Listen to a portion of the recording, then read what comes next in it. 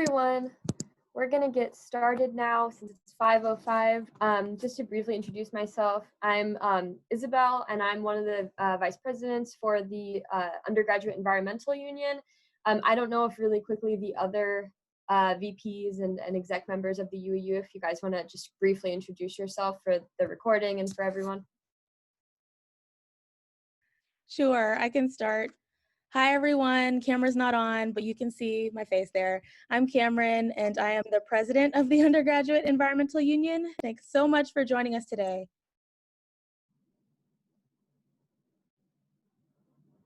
Hey everyone, I'm Ashley. I'm one of the VPs of the UEU.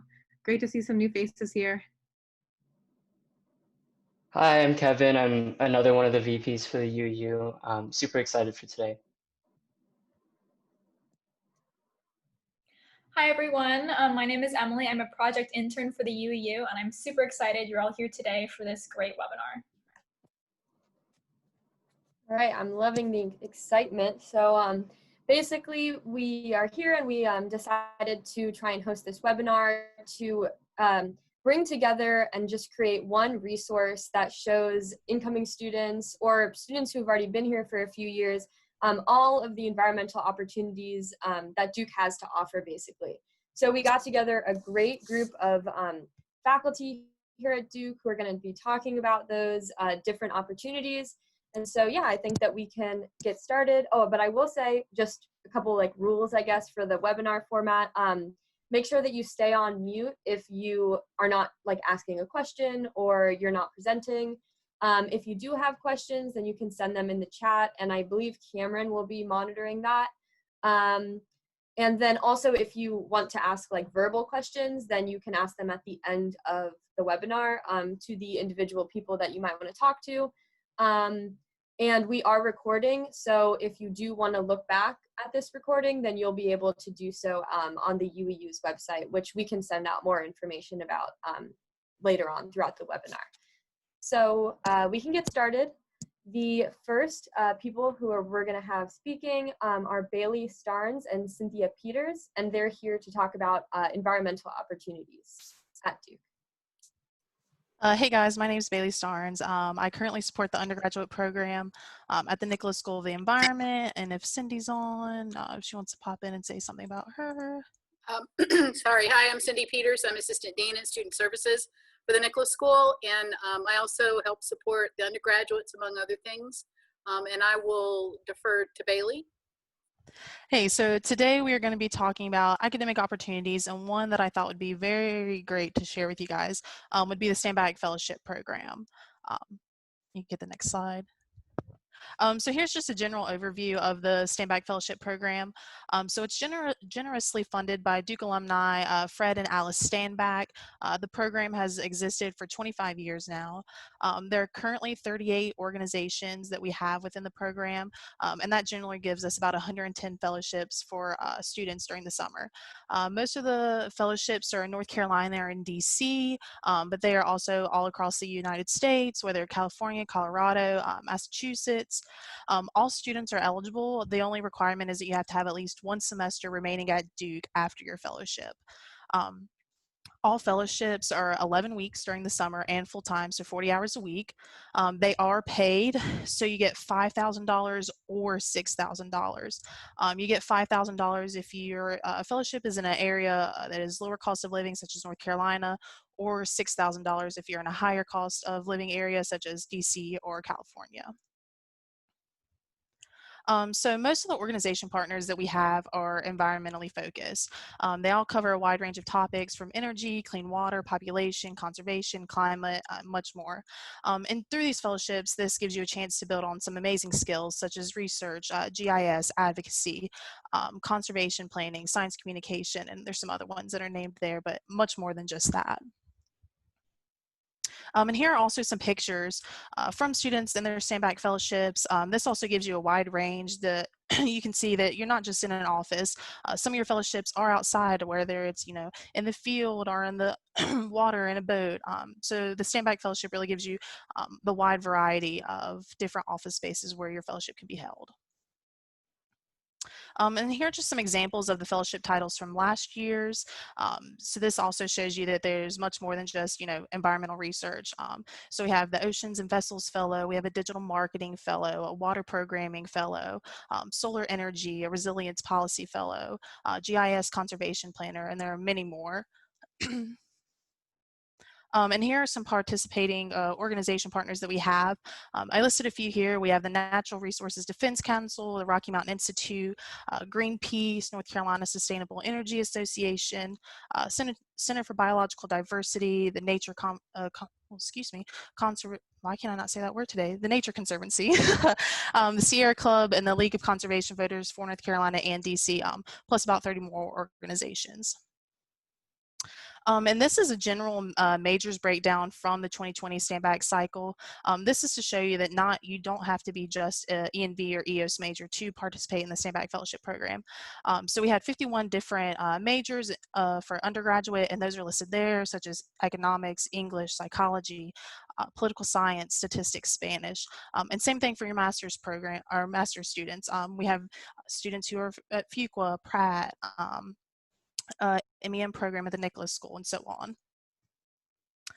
So this is a general timeline for the 2021 fellowship cycle. So all applications will open on Tuesday, January 5th on CareerLink, and I'll talk a little bit more about what CareerLink is later. And then all applications close January 26th at noon, that's Eastern Standard Time. But with each position that you apply for, a resume and cover letter are required. So say you apply for 5 or 6 different fellowship positions, you want to critique each one of your resumes and cover letters to fit within that fellowship position description.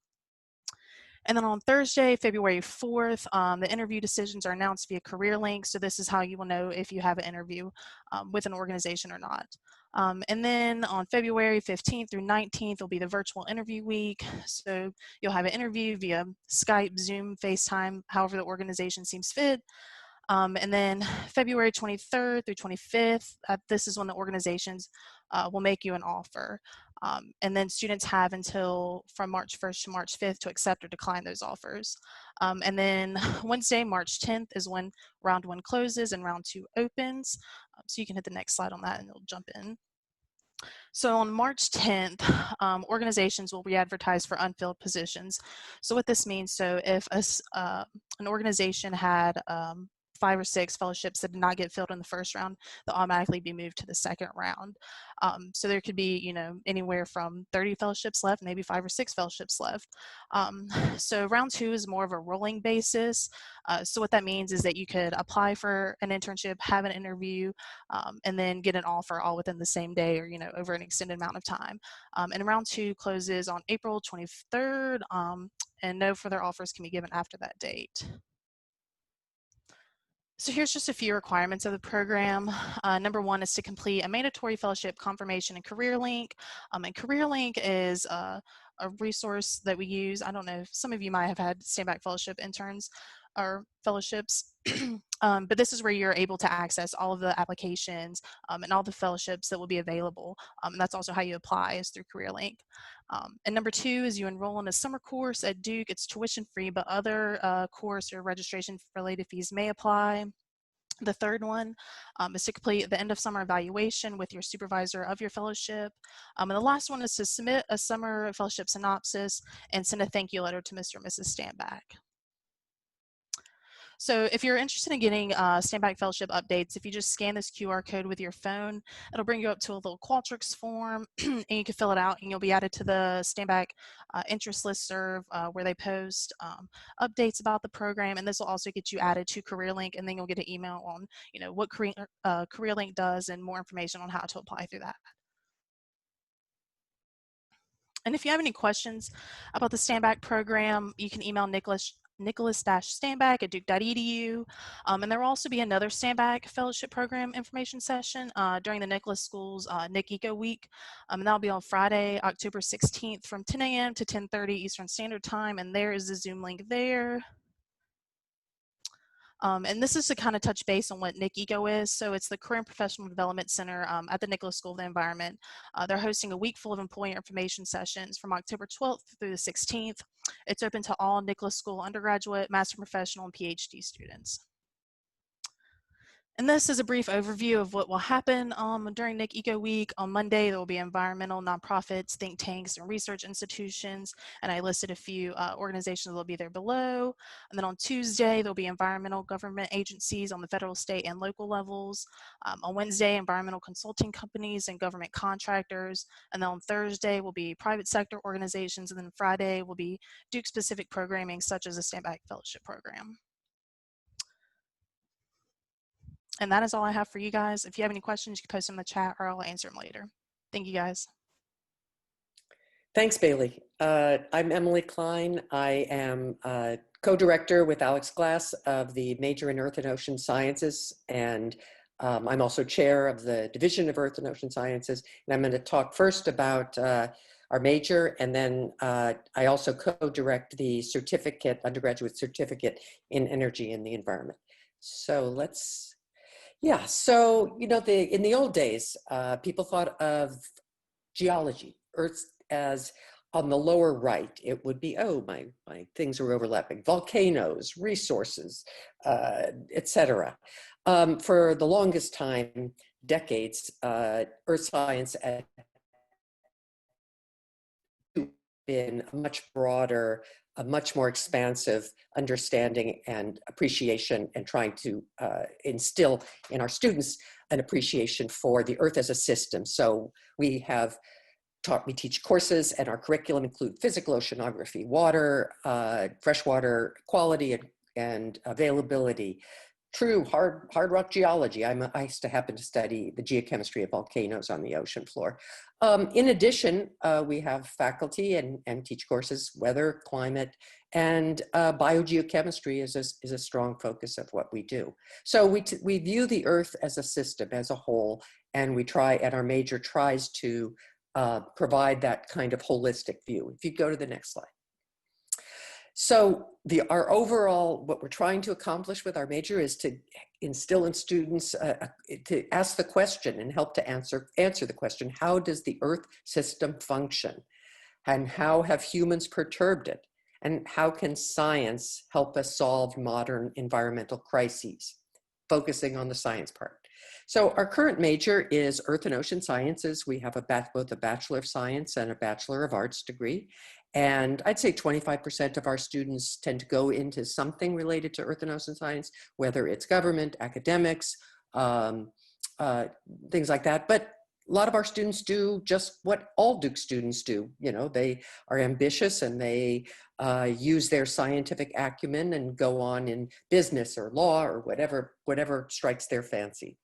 I'm very excited to talk about, so that current major exists. I'm very excited to talk about, and Tom will speak further, about our newly proposed major. We've had the Earth and Ocean Science major now for a good 20 years, but our faculty have evolved, and Earth science has evolved, frankly, over the years.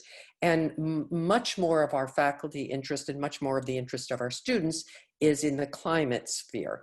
And you may have taken courses with Drew Schindel or Wenhong Lee or Nicholas Kassar, or even, though he doesn't teach a course on it, Paul Baker works on paleoclimate.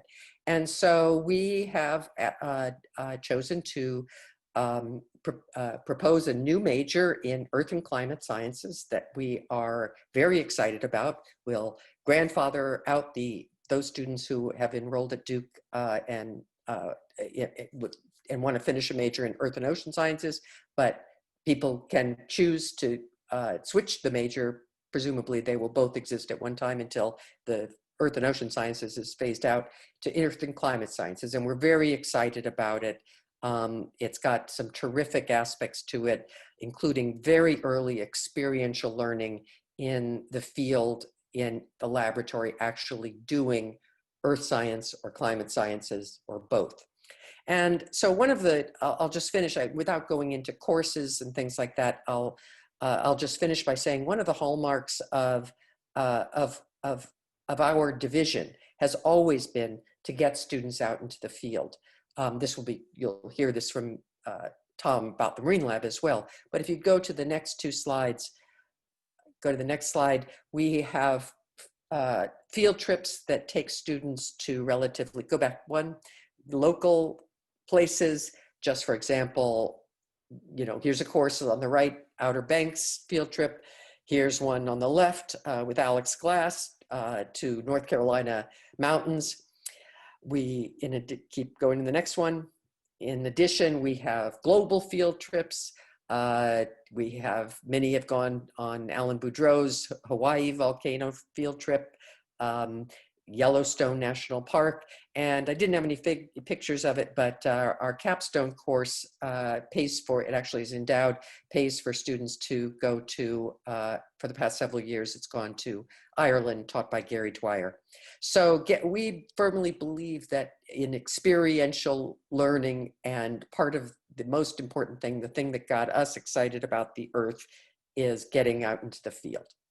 That's what I'll say about that. All right. So if there is any question, I guess I'll just jump right into, is there any question? Want me to stop, or shall I just go on? If you want to keep going, and then if people have questions in the chat, then you can answer them, or at the end we can, if people have follow-up questions, they can ask as well. I just say, if you want to know more about the specifics of the majors, please contact me or Alex Glass. That's what I'd say. All right. I also with Professor Joe Knight in engineering for about 15 years now, the undergraduate certificate in energy environment. And as I'm sure every undergraduate on this Zoom knows, a certificate's kind of like a minor, but it crosses disciplines, crosses schools, etc. And there are now, with Brian Cohn's help, who will speak in a moment, we now have two pathways on this. One is the traditional one that we've had for 15 years or so, and which is course-based, and we just had approved last year, and so it's available to you, an experiential certificate pathway. So let me just run through some of the highlights here. Our goal in both of these energy and environment pathways is to develop innovative thinkers and leaders who understand the energy system as a whole, meaning that they will understand the interconnections among policy, markets, technology, and the environment and the environmental impacts. So the next slide. Oh, both pathways culminate in our Capstone Project Course called Energy and the Environment, Design and Innovation. And in this course, students work in teams to conceive of, they come up with their own idea for it's a year-long project, half credit in the fall where we brainstorm ideas and form teams, full credit in the spring where they bring these things to completion. And they work in teams to identify, design, and potentially prototype a new energy technology system or approach that has environmental benefits. And these are just some pictures I got. The left-hand one is me looking at them loading a photovoltaic onto a solar-powered car. The lower left-hand one, which you can't tell what it is, but it is a solar-powered autoclave that sterilizes surgical instruments in the field. It was done for an NGO in Costa Rica, and other things. But I do want to emphasize that while some of the teams end up with prototypes, there's usually 3 or 4 teams each year. Some are not physical prototypes. Like one cool one last year was the team came up with an app. First of all, they determined the driving behavior of juniors and seniors who live off campus. And it turns out like 80% of them drive alone to campus for their classes. And what incentives would it take to get, but those juniors and seniors tend to live in certain clusters, so it would be feasible to carpool and to look into what incentives would be good for carpooling. Money's not it. Great parking spaces is it. And they developed an app that would allow you to, with your cohort, figure out when you're driving, etc., that kind of thing. All right. And then I'll just go on to say everybody takes that Capstone course, but this is the traditional pathway. The first course at the top, the gateway, is Lincoln Pratt's Energy and the Environment course, And then there are electives lists in markets and policy, environmental impacts, energy technology, and then a 3 elective, and then there's the capstone. If you'd go next, the experiential pathway, which is new, everybody takes Lincoln Prattson's energy environment. You choose from a menu of markets and policy courses, energy science and technology, and then the capstone. And in addition, there are these 2 experiential requirements. Can be a field course, can be a research or design course. We'll look at some examples of what that could be, and you must produce an e-portfolio. And the last slide is examples of experiences that students could count toward the experiential part of it. It could be another Bass Connections. It could be living and working in the smart, I would say working in the smart home, Data Plus, research undergraduates. There are all kinds of field experiences that, as long as they have an energy or environment component, would count as well. Duke Engage, internships, etc. So that is what I wanted to run through. Again, you feel free to get in touch with me about anything having to do with the energy and environment certificate. Thank you so much. I just want to jump in right before Brian goes and just say that we are going to send out a follow-up email with everybody's contact info and just like kind of a brief summary of what was talked about. So you guys can look out for that. Those students who are in here who do want to follow up with people individually. But yes, now Brian Cohn is going to talk about the Energy Initiative. All right, well, thank you for having me. As Dr. Klein said, I have the pleasure of working with her and helping to administer the certificate in energy and environment. But now I'll tell you about some other things I'm involved with at the Energy Initiative. So first of all, the Duke University Energy Initiative is Duke's interdisciplinary hub for all things energy related. We're an independent unit in the university. We work closely with many faculty and students across Duke, including folks in business, engineering, law, public policy, the hard sciences, and more. In fact, an important part of our job is to help connect you with that broader campus energy community. And we want to make sure you can maximize all the learning and networking opportunities available to you, both now as students and later as alumni. Next slide, please. Ultimately, the Energy Initiative's mission is to boost Duke's impact in advancing an accessible, affordable, reliable, and clean energy system. So here's our staff, an enthusiastic group working hard to educate tomorrow's energy innovators, develop new solutions through research, and improve energy decisions by engaging business and government leaders. So now a little bit more about how we support your learning specifically. So whether you're pursuing a career focused on energy, climate, or sustainability, or whether you just want to be a more informed advocate, consumer, voter, we're here to help. So on the next slide, we'll start a rundown of exactly what we do. So the first thing we'll do for you is to get you plugged into the energy community across Duke. I kind of rolled over the pun there, but you might find a few of them in this presentation. So first of all, if you do just one thing after today's session, please sign up for our email list at bit.ly/energyduke. It's the best way to keep in touch with all the Energy Initiative programming and opportunities. So our newsletter, which is published weekly during the school year, won't just tell you about what we as the Energy Initiative are doing. Instead, we will serve up events, courses, all kinds of other opportunities offered by units and groups across Duke's entire campus, because we want to help you maximize all the energy resources that Duke has to offer. Next slide, please. Second big thing we'll do is to expose you to insights from the energy sector. We want to help you identify and explore the industry's big challenges and opportunities, and also the many career options that await you. We've got an extensive network of alumni and energy industry contacts who are eager to connect with you, and we are committed to making that happen. Next slide, please. So one big example of this is our power lunches. These are events that let you talk shop with an energy professional, with a relatively small group of other students. These opportunities do fill up fast, so watch your inbox for the newsletter and sign up quickly. We also regularly host panel discussions, workshops, networking events on energy, climate, and sustainability topics. And while we've had to cancel some face-to-face offerings, like taking power trips to energy facilities, you may have noticed on the first slide, a group of students standing in front of a wind farm. That was the Amazon wind farm in Pasquotank County, North Carolina, the only one in North Carolina. While we've had to cancel events like that for obvious reasons, for the most part, we've converted our offerings to virtual formats pretty seamlessly. Next slide, please. And a major silver lining of the present situation is that we are able to bring in speakers from anywhere in the world.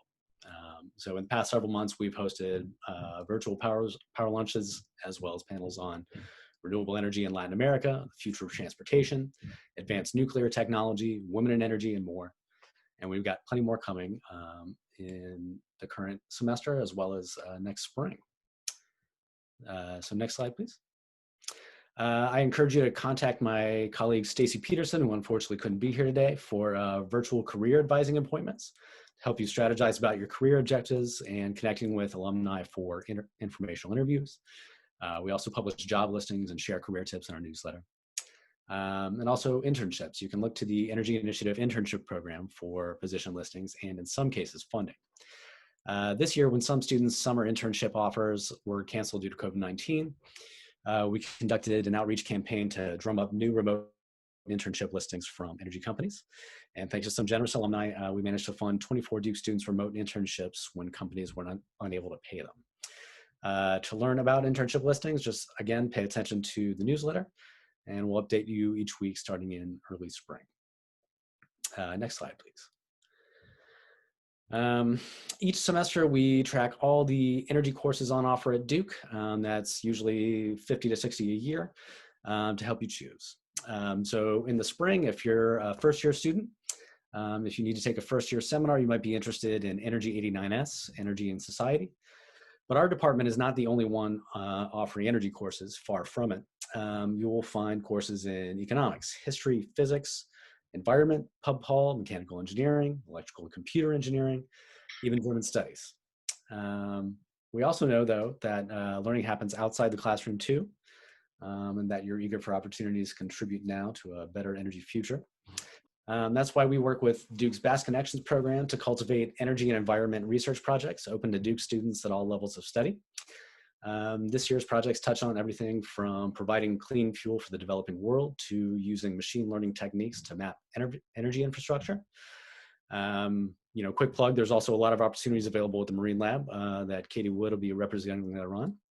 So that's just for starters. We'll share plenty of info about opportunities that let you put your knowledge and skills to work, including competitions, challenges with monetary prizes, all kinds of stuff. So next slide, please. So this definitely falls in the last but not least category. And it's especially important now more than ever. We're really excited to get to know you as individuals, enrich your experience at Duke, and celebrate your accomplishments as well. As part of the energy community, you'll have chances to get to know students, faculty, and staff across the university. Not only at the Nicholas School of the Environment, which might be the obvious one, but also the Fuqua School of Business, Law School, Pratt School of Engineering, Sanford School. Trust me that when I say that, this extended network will benefit you not just now, but long after you graduated. And we also invite you to help shape that community. We offer funding, advice, promotional support for all sorts of student-led efforts, ranging from individuals' participation in competitions or conferences to the activities of official student organizations like the Duke Energy Club and the Smart Home, which I definitely encourage you to check out. We do a lot to connect the different energy and sustainability groups on campus so that you can work together for maximum impact. Next slide, please. So to that end, make sure to save the dates for one of the big highlights of our year for the energy community. It's going to be the 5th annual Energy Week at Duke. That's November 9th through 12th. Each fall, we support dozens of students across the university to put together a series of events that include a case competition, career fair, full-day conference featuring insight from across the energy industry and more. This year's Energy Week will be all virtual. You watch our newsletter and check out Energy Week at Duke for energyweekatduke.org for more details. Final slide. Again, we encourage you to sign up for our email list ASAP, and hope you'll follow us on social too. The handle for Twitter, Instagram, and Facebook is Duke U Energy. It's important to put that second U in there because we're not Duke Energy. We are the Duke University Energy Initiative. Entirely different organizations. So with that, thank you very much for listening and looking forward to hearing the rest of the presentation. Thank you so much, Brian. I really also liked those puns that were in there.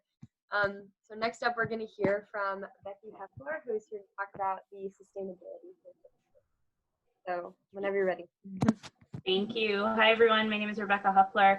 I'm the program coordinator for Sustainable Duke. So this is our Office of Sustainability here on campus.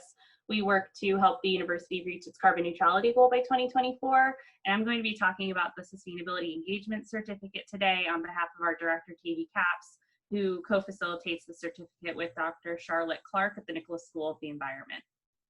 Next slide. Thank you. So our mission here for Sustainable Duke, just to recap, is to educate and empower the Duke community to create a more sustainable future through social, economic, and environmental change on our campus and beyond. And so we really hope to enable students to become sustainability leaders, and I'm going to talk a little bit about why that's important when I talk about their certificate. So the Sustainability Engagement Certificate provides a unique opportunity for undergraduate students to become these leaders in sustainability in regards to a world that has long moved past unlimited resources, a safe climate, stable populations, and continued growth. Our planet faces these grave threats, but also provides unprecedented opportunities. So in order to effectively respond to the former while creatively embracing the solutions, it really requires you to be well-versed in the wide-ranging nature of sustainability. And so you can see here we have that wonderful intersection of sustainability as it highlights the environmental, economic, and society side of these three pillars. So when you intersect environment, society, and economy, that's where you get a sustainability solution. So it is really important to understand how all three of those play a role in your education with this certificate. You can go on the next slide.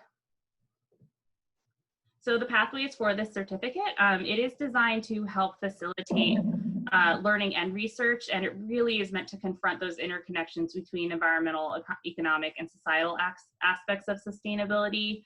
And so you'll be able to create this path for yourself by taking a gateway course, which is a really great option, is the theory of and practice of sustainability, which is taught in the spring usually, or the Denial, Faith, and Reason, which is an ethics course in the fall.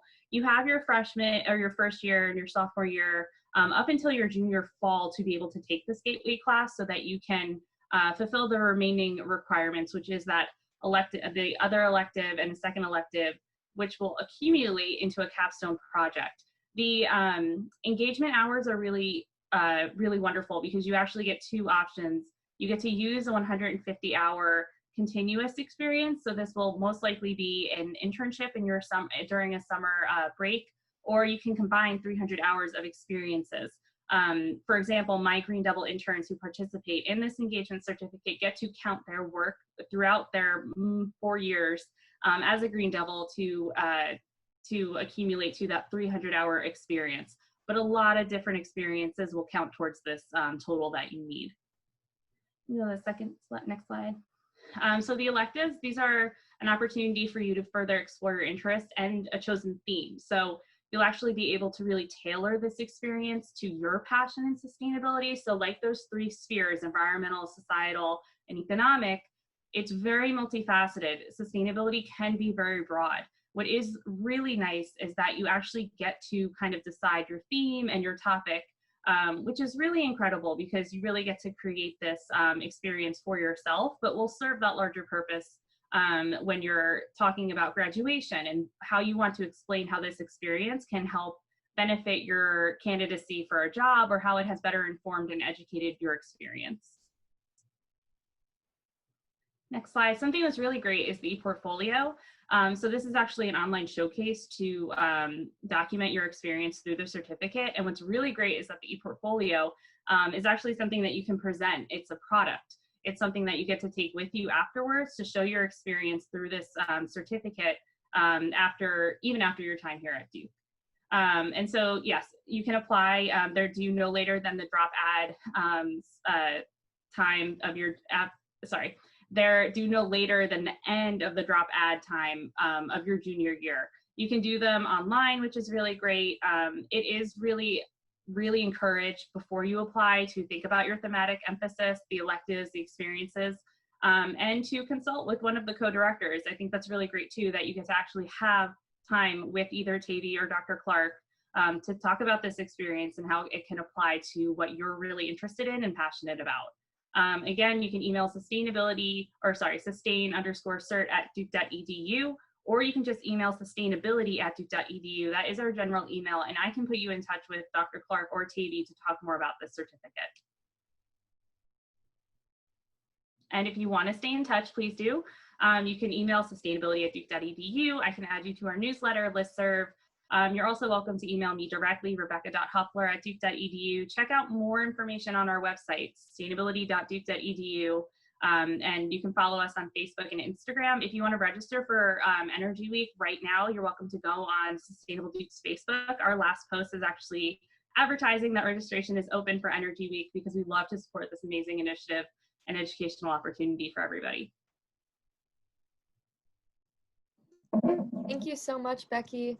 Next up, we're going to have Katie Wood, Tom Schultz, and David Hugo to talk about marine sciences and the Marine Lab. So take it away. Thank you very much. And I just want to say thank you for everybody, to the students for organizing this event. I think it's nice that you're doing it. So my name is Katie Wood. It's nice to see you all. I am the Assistant Director for the undergraduate program at the Marine Lab. And in true Marine Lab fashion, we do things a little bit different. I don't have slides. I have some people with me, and our approach to this session was to share a little bit about the Marine Lab with you, but then also, because students coming to the Marine Lab have a lot of individual questions, we just want to hear from you and hear what specifically you'd like to hear about.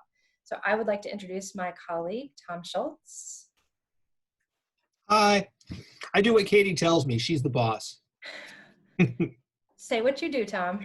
Sorry, I'm the Director of Undergraduate Studies down here at the Marine Lab. And so I interact with students, I teach, I do research, and I have the best job in the world because I get to interact with people like Katie and David.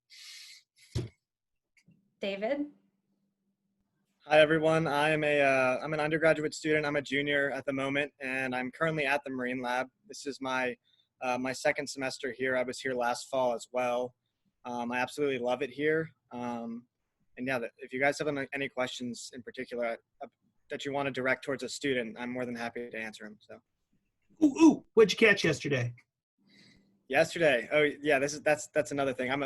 If I'm not studying, I'm usually fishing around here. So I do a lot of recreational fishing here. Yesterday, last day of flounder season. So we caught a few flounder yesterday. Nice. Yeah. Good for you. So like I said, I'll just, oh, sorry, go ahead. Oh, no, I was just going to say, so if anybody has any questions, I think that you guys are just going to kind of open the floor to questions. Yeah, well, and I have a couple of nuts and bolts if people want a few minutes to warm up. If anybody has questions right away, I'm happy to answer them. I generally cover some nuts and bolts first, which are the most, the frequently asked questions that we have. Does anybody have any immediate questions, or should I just start with some basic information? I'm seeing a head nodding. Anybody going to be brave? Okay, I'll start. So the Marine Lab, nuts and bolts. The Marine Lab is open to sophomores, juniors, and seniors. We are open right now. We have 24 students on campus. We have fall, spring, and 2 5-week summer terms. A lot of the students that come to the Marine Lab are natural science students. We have a lot of EOS students, a lot of environmental science students, students that are in biology majors. But we have different classes during different times of the year for lots of different majors and lots of different interests. It's easy to come to the Marine Lab. You don't need a separate application. You just register in Duke Hub. We really emphasize experiential hands-on learning. Research is a really big thing at the Marine Lab. Gosh, David, I don't know if you know, or Tom, I want to say almost 20 out of our 24 students this term are doing research independent study. That's a really popular option. We are getting ready to enroll for the spring semester, and we're going to be space limited because of COVID. Things are mostly normal, I think. David, I'll let you speak to that. We're going to be taking 34 students, maybe 36 students in the spring. And I am going to share, we have a virtual tour. So for those of you that can't come to the Marine Lab now, you can take our virtual tour and check out what the Marine Lab looks like so you can kind of see it firsthand. And there's a lot of information about the program as well. Tom, what do you want to talk about? Do you want to talk about the proposal? I can do that a little bit, certainly. So we have just put in a new proposal for a marine science and conservation major. So we can't make any promises as to what's going to happen. It has a lot of hoops to still go through in terms of approvals through Big Duke, but that proposal went in today, and it is extremely exciting. Emily alluded to this, changing the name change where EOS is going to focus on climate, earth, and climate science, and then we're going to take on the marine science and conservation realm and try to consolidate some of the marine science offerings to undergrads under one major and one roof. And so we're very excited about this. It was sort of a big day to celebrate turning in the proposal. It's been the culmination of probably, well, over a year and a half's worth of work. So it's pretty exciting today. Let's turn it over to David. Yeah, it's the David talk. Does anybody have questions for David? I'll give some context really quick. So for those of you who haven't been here, part of the reason I love the Marine Lab so much is I'm actually currently sitting like right next to the water. So like, you can just look out at the Atlantic Ocean and study, which is just incredible. Also, it makes it a little bit difficult with Zoom, so bear with me if there's a shrimping boat coming by or a skydiving airplane over my head. But yeah, there might be some brief noise. But yeah, if you guys have any questions for me, feel free to reach out to me now or via email if you're more comfortable with that. Like I said, I'm a junior. I'm double majoring in biology and environmental science. I'm also in the Rachel Carson Scholars Program. So if you're interested in, this is a little pitch to that application closes in a few weeks, I believe. So if you're interested in that program, that'll be talked about a little bit later, but you can ask me questions about that as well. But yeah, I love it here. The classes, one thing I will say is that even if you aren't like super all in on marine science, there are classes here that you can take that fulfill requirements for biology, environmental science, and also particularly in some of the summer sessions, you can take classes like organic chemistry. I took physics last fall, actually. So there's some prerequisites like that, which can be fulfilled here as well. Yeah. I'm going to put my email in the chat and also a link to our virtual tour if anybody would like to look at that. I don't want to take up time. We're over our time slot, I think. But do people have any quick questions? Okay, I would just ask briefly. Oh, did someone else have a question? No, go ahead. Oh yeah, I was just because I visited the Marine Lab last year when I was a freshman, and I thought it was great and fantastic. And one of the things that you guys talked about was the travel courses that you have for spring semesters, and then maybe also if you could talk briefly about that for the students, and then also maybe how COVID has affected that and just affected the Marine Lab in general, and when you think those would. But well, nobody can really guess that actually. I know. That. Yeah, that's the magic question. We don't really know about the travel courses. Typically in the spring semester, we have travel. Sorry, the sun is coming in really weird. We have travel courses during the spring semester. We have a sea turtle course that goes to Puerto Rico and St. Croix. Tom takes students to Singapore. We have a marine ecology class that's gone to Belize and Australia in the past. Obviously, because of COVID, we don't know when we're hoping for next spring. I guess we typically have a fall break travel course next fall. It's too soon to say, but we historically will have those classes. Historically, we have had those classes, and we hope that we'll have them again next year. There was a question on when is the application to the Marine Lab due? There's no application. That's a great question. Thank you. There's no application. We are actually pre-registering students now, so I'm going to start sending emails out tomorrow with a Qualtrics survey, asking students to indicate their interest, and then we have our classes listed on our website as well as our schedule. So even though book bagging doesn't open until the 19th, our schedule is available on our website. You can just Google Duke Marine Lab Spring. And I'm happy to chat with anybody. I'm a college advisor for first and second year students. I've been working in the natural sciences at Duke for a long time. Obviously Tom has as well. We're happy to help.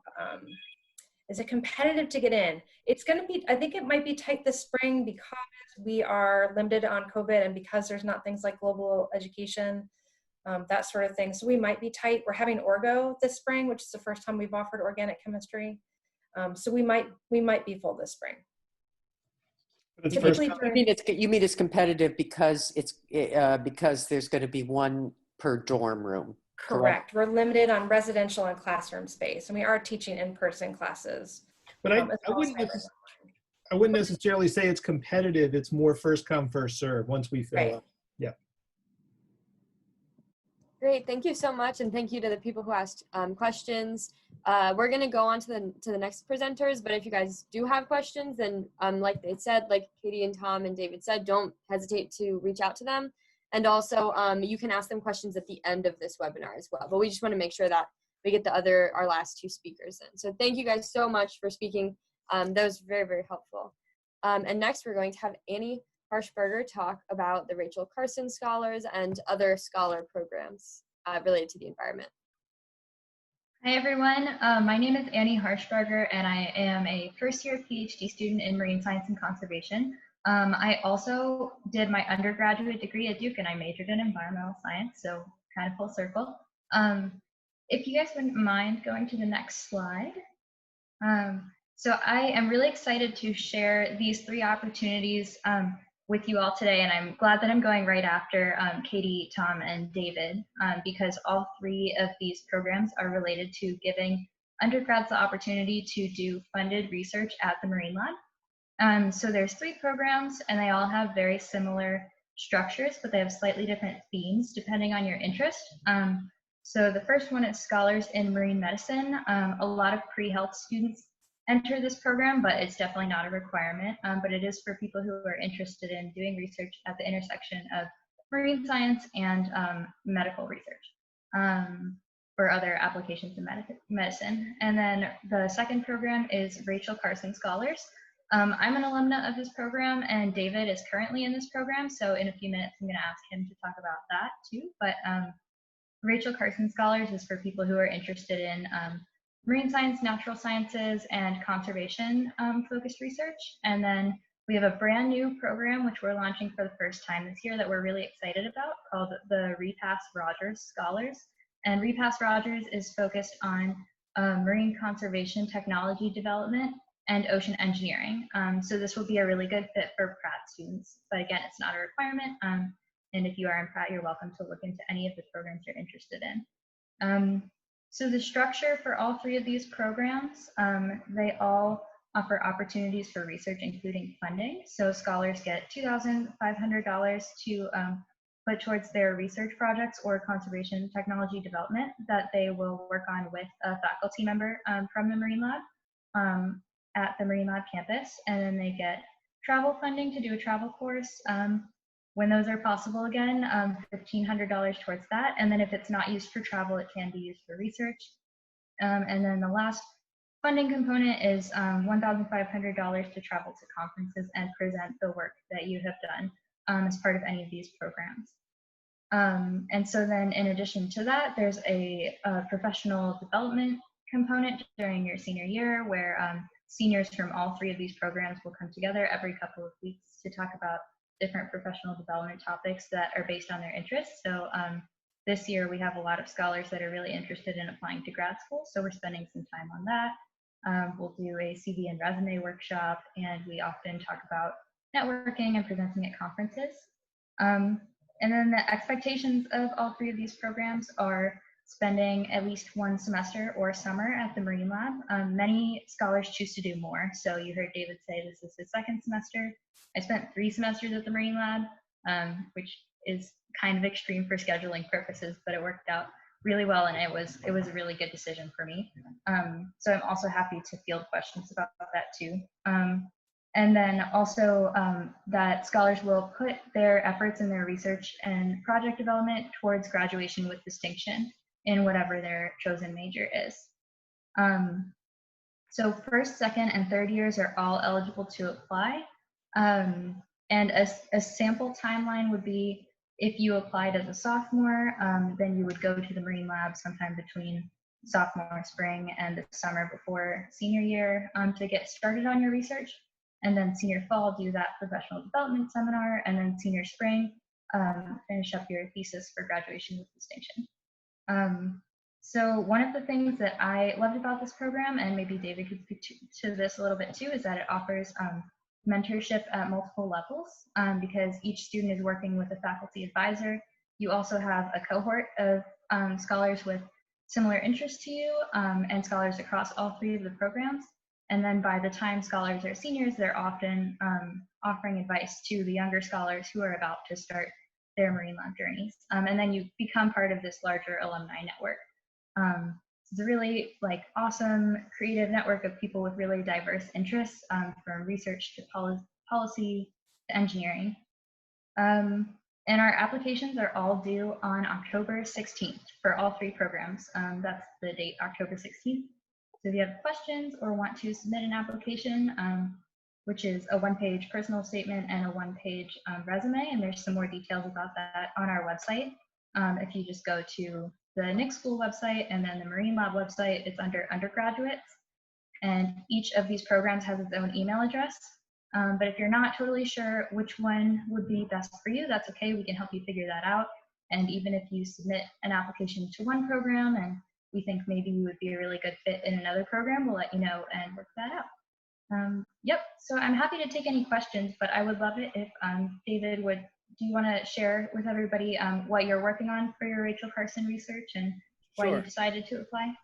Yeah, and I'll also echo Annie in that, I mean, if you are at all interested in marine science, I really encourage you to apply for this program because there are some really cool faculty members at Duke who can kind of get you in touch with people who can help you really develop what it is in marine science that you're interested in. And there are also some really fantastic people you'll meet in the program, and I've kind of learned my way around the marine science realm so far just by talking with other scholars, and you learn about cool opportunities, cool scholarships elsewhere, and things of that nature. So if you're at all interested, I encourage you all to apply. It's just a really great program. As for my my research, part of the reason I like this program so much is you're really independent in developing a project that you want to work on. So last year I kind of did a trial run and was doing more of a social science-based research with Dr. Grant Murray here at the Marine Lab, and was focused on distribution and abundance of a fish species off of North Carolina. And I would go out and interview local recreational and commercial fishermen. I'm a fisherman myself, as I mentioned earlier, so that was super interesting for me and kind of fun to get out and talk to the people who are doing it for a living. That kind of taught me that I enjoy social science to some extent, but it also taught me that I think that's probably not where I want to go in the future. So this semester, and I think in regards to my actual Rachel Carson project, I'm doing more of a traditional like manipulative experiment. Sorry, there's a seagull that just yelled above me. So I'm actually looking at the effects of oxybenzone, which is an active ingredient in a lot of sunscreens, on the fish mucus, like the mucus of fish in catch and release angling. So how does like holding a fish with sunscreen on your hands affect the post-release mortality of fish, or even sublethal effects of it? Because I do a lot of recreational fishing myself, and I've just always kind of been curious about that. So that's a project that I completely came up with on my own. That's just a testament to how kind of open the Rachel Carson program is. If you have an interest in anything, there's someone at the Marine Lab who can help you with it, and you can kind of continue to craft your own project and hone it in onto what you want to do. So I'm happy to talk about, if you guys have questions about like developing projects or project ideas, I'm happy to chat with other people about that, but highly recommend. Awesome, thank you so much, David. And I'm gonna stick around until the end in case anybody has any more questions. Thanks. Thank you so much. We have our final speaker today, who's Erica Weinthal, and she's going to be talking about the environmental science and policy major, and then also touch briefly on environmental justice. Also, this will go until probably about 6:15 with like our final wrap up and maybe questions. So if you guys do have to go, that's okay. But we would love if you were able to stay and listen to Erica Weinthal. Thank you. Well, I will be brief because it is late, and I think we've all been on Zoom way too long today. So I am new to all of this, at least from the environment science and policy major. This year I stepped into the role of the associate DUS for the program, but as you've heard from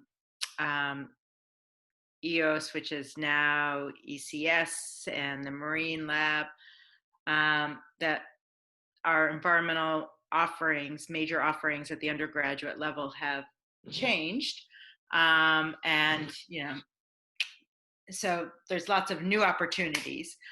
What has not changed is the environmental science and policy major, which seems to be, you know, pretty well rooted. And Prasad Kasibatla is the DUS. So, you know, and in my role, I'm the person who will be answering questions you might have about the major. So if there are students interested, they should reach out to me. You know, there's two opportunities, you know, the BS in environmental sciences and the AB in environmental science and policy. You know, it's a major where you can really craft what you want out of it through your focus study, your internships, your research experience.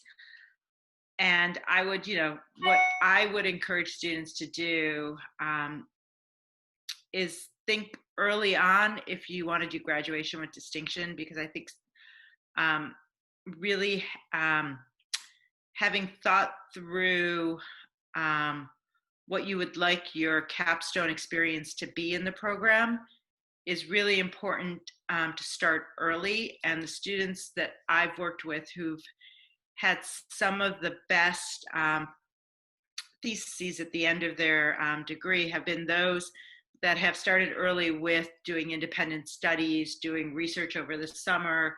And so start talking to your advisor as soon as you have an advisor, or if there's someone you want to advise your thesis. Think deliberately about every course you take and every research opportunity that you pursue. That's would be my big advice for majoring in environmental science and policy, is to constantly use it as building blocks, that every course is, you know, one layer upon which you build to get to your end goal. And that's, you know, the faculty are there to help, you know, work with you to develop your interests.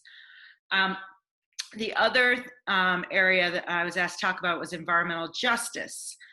And, you know, we don't have a concentration or a certificate in environmental justice at the Nicholas School, but we do have a lot of faculty who are interested in environmental justice or environmental human rights. I often think we forget, you know, there's a huge relationship between justice and rights. And students, you know, who are interested in this area, you know, I'm happy to flag particular courses.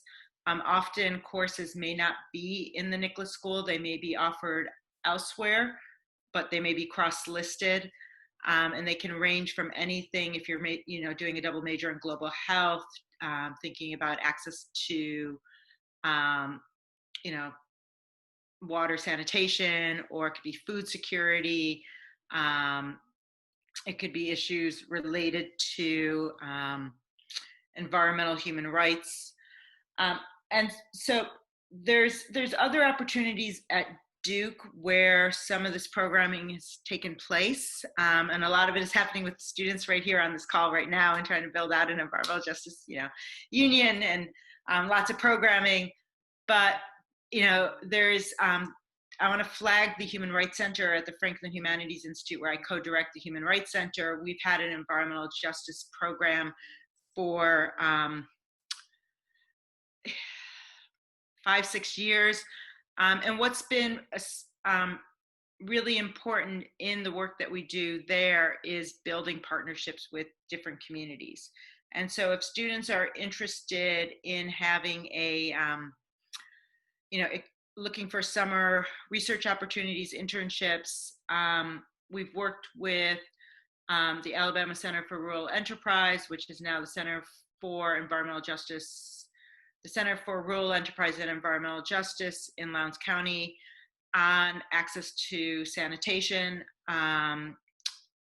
proper sanitation, where we've taken students to Alabama to work with the community, either through conducting a survey or building out an environmental justice timeline. You know, to explore those opportunities at the Franklin Humanities Institute, there's students there who have been involved with an effort to expand resources on Indigenous rights in Duke's, and and the connection to civil rights in the United States, broadly civil rights and environmental justice.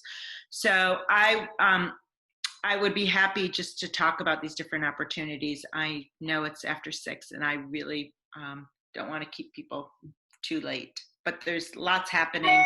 And I guess the last thing I'll say is a lot of this work that came about initially was because of students' interest in having students ask for more of, opportunities in environmental justice. So if there is something that you see that is not being offered, please raise it and let us help you create the opportunities. If there's something that's not being offered, we can find ways to ensure that we can connect you with other scholars, with other researchers, bring in speakers now on Zoom. But that's what we're here for. Great, thank you so much. And thank you everyone for coming and speaking. So I know that Cameron sent a few very helpful messages in the chat about just different opportunities coming up or that we had in the past. So just to emphasize, we have a webinar next month that Green Devils will be putting on, and it's all about the class of carbon neutrality on our YouTube page, but you just search up Duke Undergraduate Environmental Union and it'll come up on YouTube. We have one of these webinars, but about clubs. And so kind of all the clubs spoke about what they do. If you're interested in that, the UEU is taking applications for project interns, which is what Emily currently is, but we're looking for a few more to add on to our team. And I'll just say, you guys can read through the rest of what she said in the chat because I don't want to take up too much time. But I'll just say, make sure you follow us on social media and tell your friends about us and these webinars, because we're really trying to get these opportunities out there to undergrad students at Duke. And so that's all I'll say from me. Look out for a follow-up email. And so now if anybody has any questions, you're welcome to unmute yourself and just ask, or you can send it in the chat. It can be about anything that we spoke about today or anything you want basically related to the environment at Duke. So I'll open the floor for questions. So I had a quick question about the Rachel Carson Scholarship Program. Is that open to all students at the Duke Marine Lab, or is that kind of like closed off to specifically Duke affiliated students? I haven't actually gained acceptance to Duke yet. I kind of asked to be able to join this webinar to learn a little bit more. I'm applying early decision this fall. So if I weren't to make it into Duke, but I was still studying at the Marine Lab, would I be able to participate in the Rachel Carson program? That's a great question. Thanks for asking. So the Rachel Carson Scholars Program right now is for Duke students only because it has that continuous component over multiple years, but there are probably some other opportunities that Katie or Tom could talk about for non-Duke students studying at the Duke Marine Lab.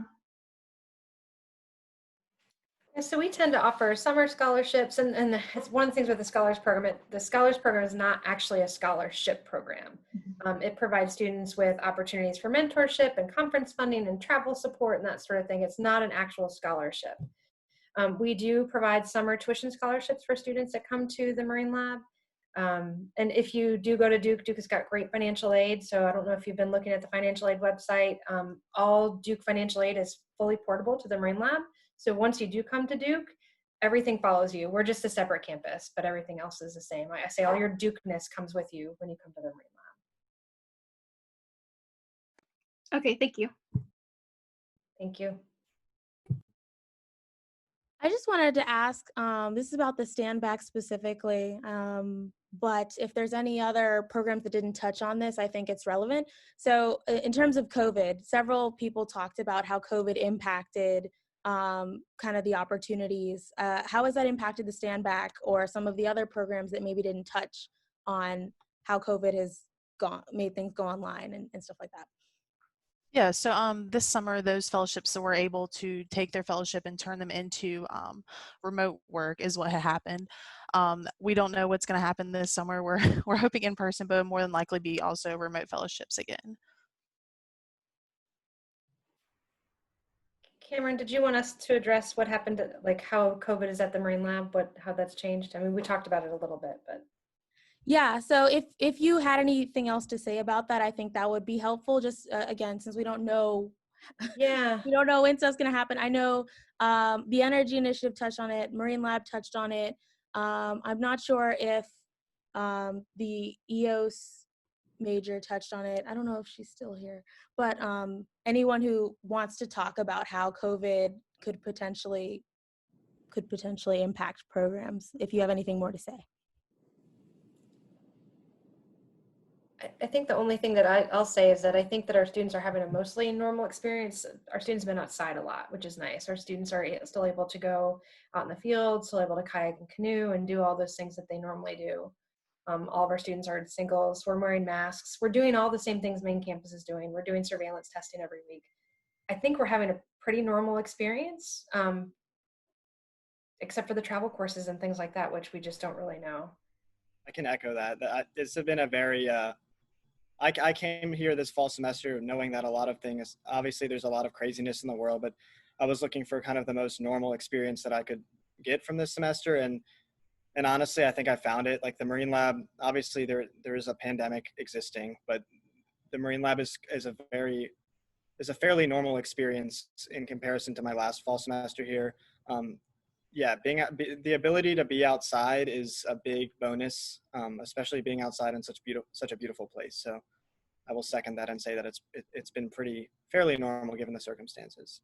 I think the one unnormal thing is that all of our classes are pretty much taking place in one classroom. Our repass lecture classroom is the biggest one. So I think people are probably sick of that one classroom, but you know, we have in-person classes, so it's good. I mean, I would just add on from the faculty perspective is that when we were deciding how we were going to teach at the Marine Lab, our faculty very much wanted to stay true to ourselves and within the context of COVID. And I think for the most part, we've managed to do that, you know, and continue to move forward in a little bit of a more normal way. And I've been happy about that so far.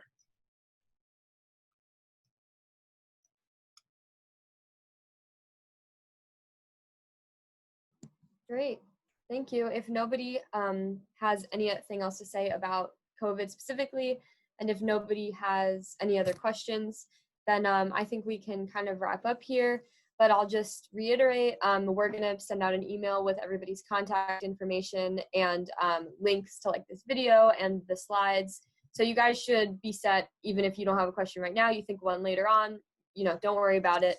So yeah, thank you all for coming, and we hope to see you at our next month's webinar as well. Thank you guys. Nice job putting this together.